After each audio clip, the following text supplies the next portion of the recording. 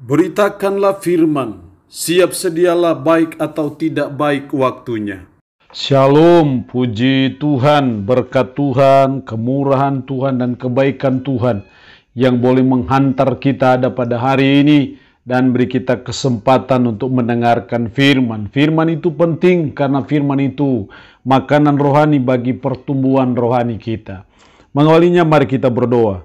Kami bersyukur dan memuji nama-Mu ya Allah di hari ini karena Engkau beri kami waktu dan kesempatan kembali untuk kami akan mendengarkan sebagian dari firman-Mu. Roh-Mu yang kudus tolonglah kami, urapilah dan berkatilah kami dengan firman-Mu di hari ini. Berfirmanlah ya Allah, kami sudah bersedia untuk mendengarkannya dan bersedia untuk melakukannya.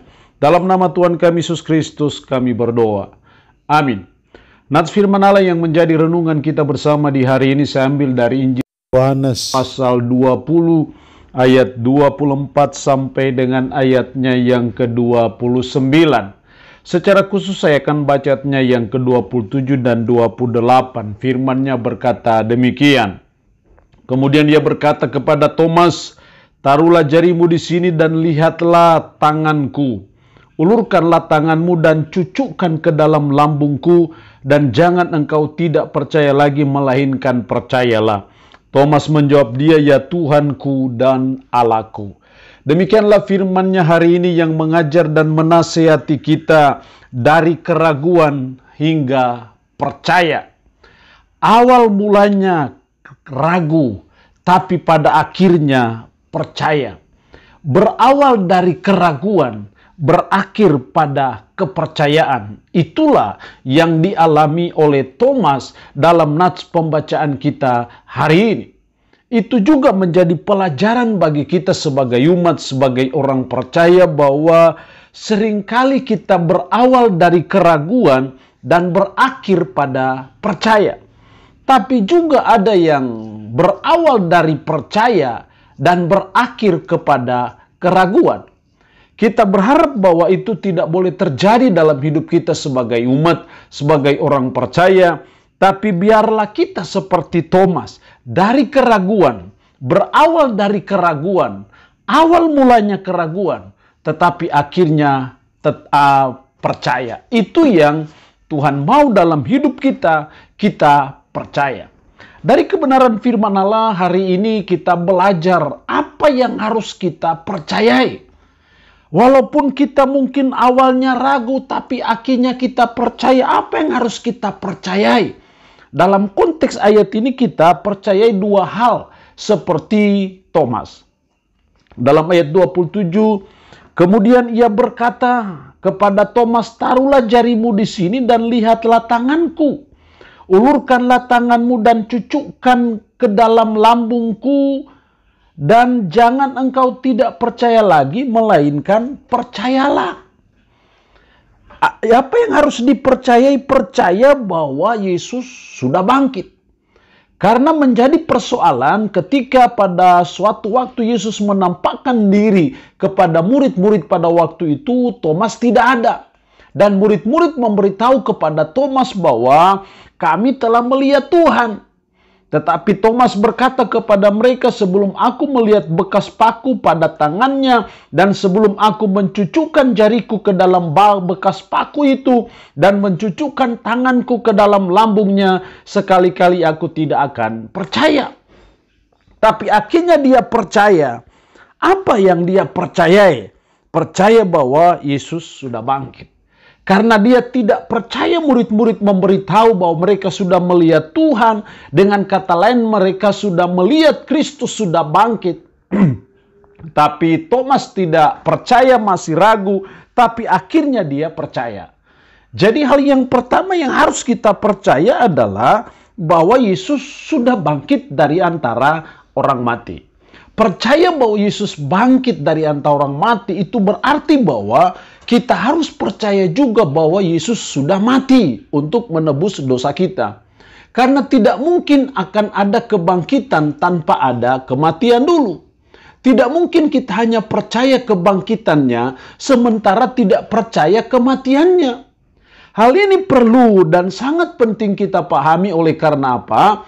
Orang lain seringkali menganggap bahwa Yesus tidak mati. bahwa Yesus tidak disalibkan. Ada yang mengajarkan, ada kitab suci lain yang mengatakan bahwa Yesus tidak disalibkan, tetapi yang disalibkan adalah yang serupa dengan Dia. Jadi jelas itu ajaran yang tidak betul. Ajaran yang betul adalah bahwa Yesus itu sudah bangkit dari antara orang mati. Berarti bahwa Yesus memang mati. Karena memang tujuannya datang ke dalam dunia adalah untuk mati. Karena hanya dengan kematianlah pemberesan, penebusan dosa manusia bisa dapat dibereskan. Jadi hal yang pertama yang harus kita percaya bahwa Yesus sudah bangkit, berarti juga kita percaya bahwa Dia mati. Yang kedua yang harus kita percaya, dalam ayat 28 Thomas menjawab Dia, "Ya Tuhanku dan Allahku." Ya, jadi kita belajar dari keraguan hingga kita percaya. Yang kedua, kita percaya bahwa Yesus itu Tuhan. Kita percaya bahwa Yesus itu Allah. Salah satu bukti bahwa Dia Tuhan, bahwa Dia adalah Allah, yaitu kebangkitannya dari antara orang mati. Kenapa kebangkitannya membuktikan bahwa Dia Tuhan? Karena tidak ada satu manusia di bawah kolong langit ini yang pernah bangkit dari antara orang mati dan tidak mati lagi. Artinya bahwa manusia tidak berdaya untuk mengalahkan kuasa dosa dan kuasa maut.